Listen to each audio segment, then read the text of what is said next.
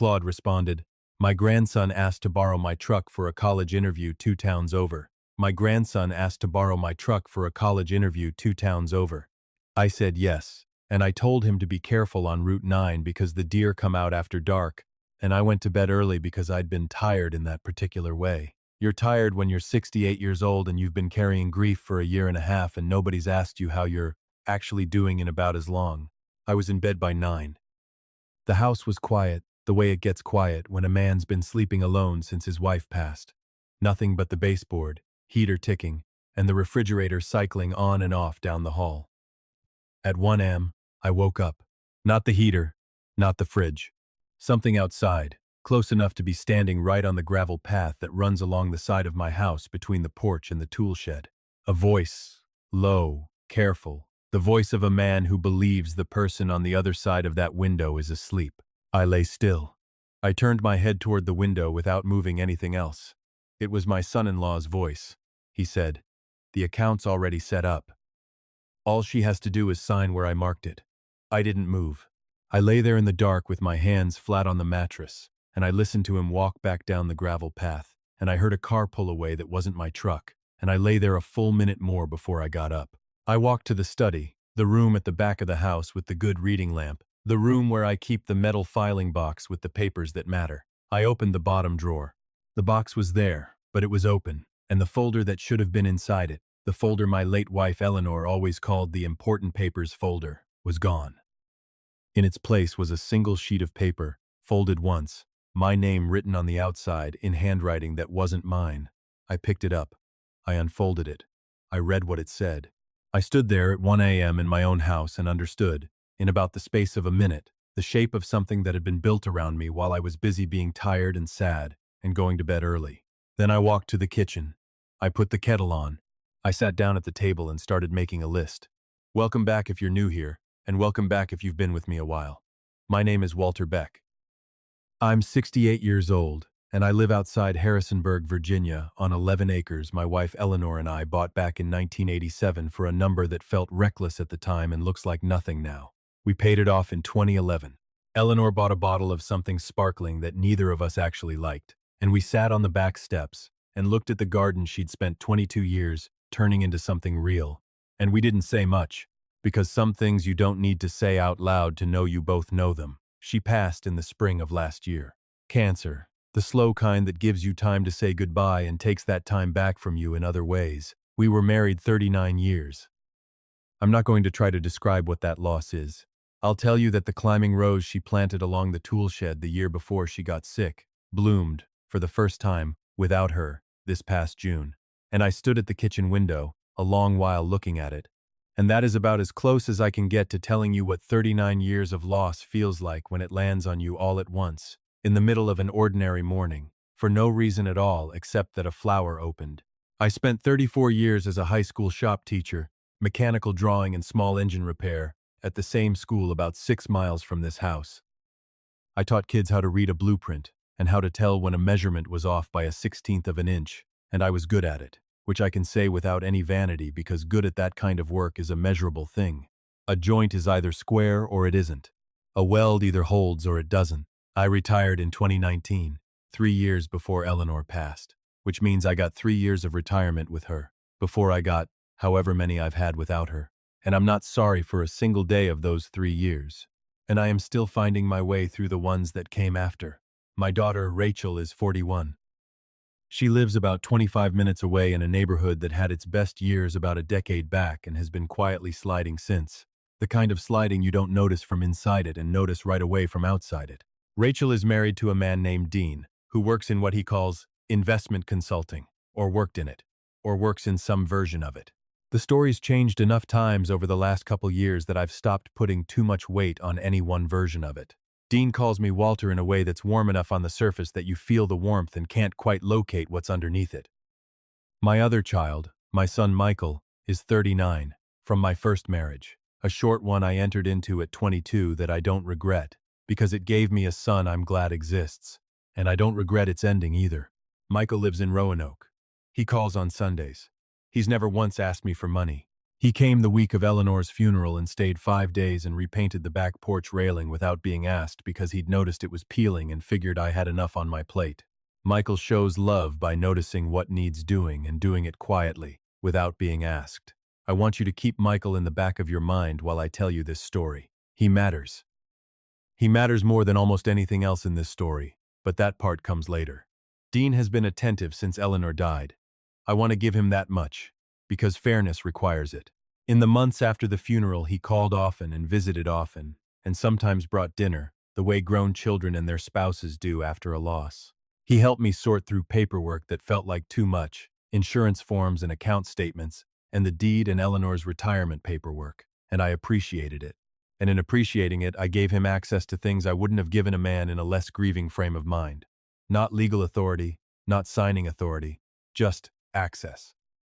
The kind that comes from a sad man sitting at his kitchen table saying, "Dean, I don't know where Eleanor kept the life insurance policy. Can you help me look?" And Dean helping me look, and in helping me look, learning the shape of what I had. Not from any one conversation, but from a lot of small conversations, stacked up over months of helpfulness. The way a man can learn the layout of a house not by getting a tour but by being let inside often enough to find all the rooms himself. I didn't see it happening while it was happening. I want to be honest about that. I was 66 and grieving and grateful for a son-in-law who showed up, and the showing up was real enough that what it was covering didn't become visible until a Thursday night, when a tired man went to bed early and woke up at 1 a.m. to a voice on the gravel path. "The account's already set up. Let me tell you what was in that folder and what it meant and why those 7 words heard through a window in the dark were the most clarifying thing that had happened to me in a year and a half." The folder was the one Eleanor always called the important papers folder. She kept it with a specificity I now understand as a gift she gave me before I needed it. The way organized people build systems not for themselves but for whoever comes after, and will be grateful the system exists. Inside it was the deed to the house, my retirement account statements, the current will, last revised in 2019, after Eleanor's father passed, which Eleanor and I updated together, the trust document Eleanor had drawn up for her personal assets, the life insurance policy, and a smaller folder inside the larger one, a blue one, holding the paperwork for a joint investment account. Eleanor and I had built over 18 years of careful, patient, unglamorous saving, which on its last statement showed a balance of $381,000.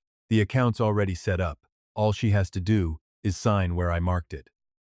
My son-in-law had taken the folder, and somewhere in what that folder contained, he'd found something he believed was a signature on something that opened an account in Rachel's name, or in both their names, or in some configuration that gave him access to something he didn't have access to before. I sat at my kitchen table at 1:15 in the morning with the kettle and a notepad, and I wrote down everything I knew, in order, in the precise and methodical way 34 years of shop class made automatic. What I had, what was missing, what I'd heard, what I still didn't know, the shape of the thing I was dealing with. By 3 a.m. I had a list. By 4 a.m. I knew who I was going to call in the morning. If you're still with me, drop a comment and tell me where you're watching from. Hit that like button, because what I found the next day when I went looking in the blue folder was worse than what I'd understood from the gravel path, and what I did about it is the reason I'm sitting here telling you this story instead of a different one. I didn't sleep after 3 a.m. I lay in bed until 5, and then I got up and made proper coffee and sat back down at the kitchen table with my list and waited out a reasonable hour. At 8 a.m. I called a woman named Carol Whitfield, whose office was on Main Street in downtown Harrisonburg, recommended to me by a man I used to teach with, whose brother had used her 3 years earlier in a business dispute where a partner had done something he shouldn't have. My old colleague described Carol Whitfield as someone who doesn't miss things, which, given what I had, was exactly the quality I needed. She answered her own phone. I told her what I'd heard through the window. I told her about the missing folder. I told her about the note I found in its place, which I haven't told you about yet, because I wanted you to hear it in the order I heard it, without skipping ahead to the part that made my blood run cold. The note was this, folded once, my name on the outside. Inside, in handwriting I recognized as Dean's. 3 lines. Walter, by the time you read this, we've already spoken with the bank. The authorization is in place. It's easier this way. We'll explain when we see you. The authorization is in place. I hadn't signed any authorization. Nobody had presented one to me. I hadn't discussed one. I hadn't given anyone permission to act on my behalf in any financial or legal capacity. The authorization is in place. Carol Whitfield was quiet a moment after I read her those 3 lines. Then she said, in the voice of a woman who's heard enough in her career to know right away when something is serious, Mr. Beck, don't go to the bank today. Don't contact Dean today. Don't sign anything today, no matter who presents it to you or what reason they give. Can you be in my office at 10? I was there by 9:40. She was already at her desk. She had a yellow legal pad and a pen, and she looked at me with the specific, focused attention of a woman who understands that time matters in exactly the way it matters when somebody's gotten to a bank ahead of you. Tell me everything, she said, from the beginning, not from last night, from the beginning. I told her, from the beginning. I told her about Eleanor and the folder and the months after the funeral and Dean's helpfulness and what that helpfulness let him learn. I told her about the Thursday night, the truck, the early bedtime, the 1 a.m. window. I told her. The 7 words. The account's already set up. Carol wrote the whole time I talked. When I finished, she set her pen down and looked at her notes for a moment. The authorization. His. The authorization, she said, in Virginia, requires a valid power of attorney with a notarized signature of the principal. It cannot be created digitally without specific statutory compliance, and even then, there are verification requirements. 8.0. If Dean presented a power of attorney to a bank bearing your signature, then he either forged it or someone helped him forge it. Oh, or he obtained a signature from you under circumstances you weren't aware of. She paused. I said, is there any document you signed in the past year that you didn't read all the way through? I thought about it. There was one. 6 months back, Dean had brought me paperwork, he said, was related to a beneficiary update on one of Eleanor's accounts. He said the bank required it as part of settling the estate, which was technically still ongoing. He laid 3 pages on my kitchen table and pointed to the signature lines, and I signed where he pointed because he was my son-in-law, and because the estate paperwork had been extensive, and because I was tired in that particular, bone-deep way 6 months of grief will make you. I hadn't read those pages. I told Carol that. She wrote something down and underlined it twice. I need those pages, she said. Do you have copies? I didn't have copies. Dean had taken the originals. Standard procedure, he'd said. The bank needed the originals. All right, Carol said. Here's what we do. I'm filing an emergency motion this morning to freeze any account transfers pending investigation of a possibly forged or fraudulently obtained authorization. That motion goes in front of a judge before noon. At the same time, I'm contacting the bank directly and notifying them that any authorization held in my client's name is subject to litigation and that any transactions conducted under its authority are subject to reversal. And I need you to call me the second Dean contacts you, which he will, because by the time the bank gets my letter, he'll know something's happened. She looked at me steadily. Are you prepared for this to get serious? I thought about the 7 words through the window. The account's already set up. It's already serious, I said. I'm just the last one in the room to know it. Carol nodded once. Then let's make sure you're the first one in the room when it ends. She filed the motion by 11:20. I know because she texted me the courthouse confirmation number while I was sitting in my truck in the parking lot on Water Street. Too unsettled to drive, not ready to go home to a house where the folder was missing from the drawer. Dean called at 12:35. I let it ring once, then I answered, because Carol had told me to pick up and say as little as possible while letting him say as much as he needed to. Hey, Walter. His voice had the careful warmth of a man who's practiced his tone. Just checking in. How are you feeling this morning? Fine, I said. A short pause. He'd expected more of the word fine. He'd expected, I think, either a man who didn't yet know the folder was gone, or a man who'd found the note and was confused and needed an explanation. What he got instead was the particular silence of a man who knew exactly what had happened and had spent the morning in a lawyer's office on Main Street. Listen, Dean said. I wanted to talk to you about something. Rachel and I have been thinking about your finances, just from a planning perspective, and there's something I wanted to walk you through. Would this afternoon work? Not today, I said. Another pause, longer. Tomorrow, maybe, he said. I'll let you know, I said. A silence that carried more information than anything he'd said. "Okay," he said. "Talk soon." I hung up and called Carol and told her what he'd said. She said good, and told me not to schedule any visits until she called me back with an update from the bank. The bank called Carol at 2:15. The authorization had been presented 3 days earlier, not the night Dean borrowed my truck, 3 days earlier, which meant the truck wasn't how he got the folder. The truck was a separate errand entirely, and the folder had been taken during a previous visit, one I had to think back on, the Saturday before. Dean had come by for what he called an informal drop-in, brought lunch, stayed 2 hours. At one point I'd walked out back to show him something Eleanor had planted that had come back unexpectedly, a climbing rose she'd put in the year before she got sick, one I hadn't expected to survive the winter. We'd been outside about 20 minutes. He'd been alone in the house for 20 minutes. The authorization had my signature on it. The bank officer told Carol it looked like a standard Virginia statutory form. My name and signature were on the principal line. Dean's name was on the agent line. A notary seal from a notary service in a strip mall outside Staunton, dated 9 days earlier. 9 days earlier, I hadn't been anywhere near Staunton. 9 days earlier, I hadn't signed any authorization. 9 days earlier, I'd been home all day grading nothing, because I don't grade anything anymore, but doing the ordinary nothing of a retired man's Tuesday, a fact my phone records and a doctor's office check-in would later confirm. The signature was a forgery. Carol said it as a statement of fact, not a conclusion still being reached. "We can have it analyzed," she said, "but the timeline makes the analysis academic. You were never at that notary. The seal exists on a document you didn't sign. That's forgery, Mr. Beck. And in Virginia, it's a felony." I sat in my truck in the parking lot and breathed for a moment. Then I said, "What? Did he open?" Carol told me the account Dean had referenced on the gravel path, the one already set up, was a new joint investment account at a different bank than the one holding my existing accounts. He'd used the authorization to open it jointly in my name and his, with himself as the managing party. He hadn't moved anything into it yet. The authorization gave him the legal power to transfer funds from my existing accounts into the new joint one, and from there to wherever he chose to move it next. He'd built the mechanism. He hadn't pulled the lever yet.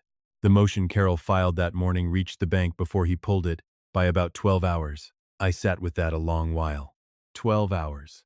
If I hadn't woken up, if I hadn't gone to the study, if I'd lain in bed until morning and called Dean and said, "Son, there seems to be a note in my drawer," and let him come explain it in that careful, warm voice he'd used all morning. 12 hours. Hit that like button. We're getting to the part where the lever he built gets turned on something he didn't design it for. Carol filed the criminal complaint with the county sheriff's office on a Friday morning, 4 days after the emergency motion. By then, she had the following in a folder on her desk: the forensic handwriting analysis of the authorization signature, which a certified document examiner compared against verified samples of my handwriting from my retirement paperwork and found inconsistent at 11 specific, measurable points. The timeline, establishing that the notary seal, dated 9 days earlier, couldn't have been applied in my presence, since I had phone and pharmacy records placing me at home and in my immediate vicinity for the entire day. The bank records showing the joint account had been opened in my name without my presence or direct authorization. And the recording, which I haven't told you about yet, because some things belong in the order they actually happened. The recording.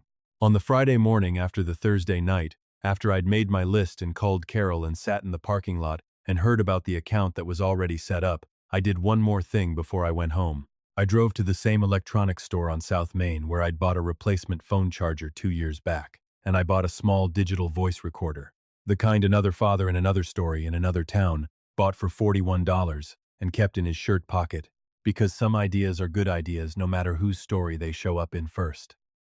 I put it in my shirt pocket and I went home and I waited. Dean came by Sunday. I hadn't invited him, but I hadn't told him not to come, and he showed up at 11 a.m. with a box of donuts from the place on Reservoir Street he knew I liked, which is the specific kind of thoughtfulness that's harder to hold against someone than a hostile approach would be, and which I suspect was calculated for exactly that reason. We sat at the kitchen table. He poured coffee with the ease of a man comfortable in a kitchen that isn't his, which I noticed and said nothing about. He talked a while about ordinary things, the way you talk about ordinary things when you're heading towards something, and need the ordinary things to set the temperature of the room first. Then he said, "Walter, I wanted to explain about the account." "Okay," I said. "I know it probably looked strange to find the note, but the truth is, Rachel and I have been worried about you, purely from a financial security standpoint.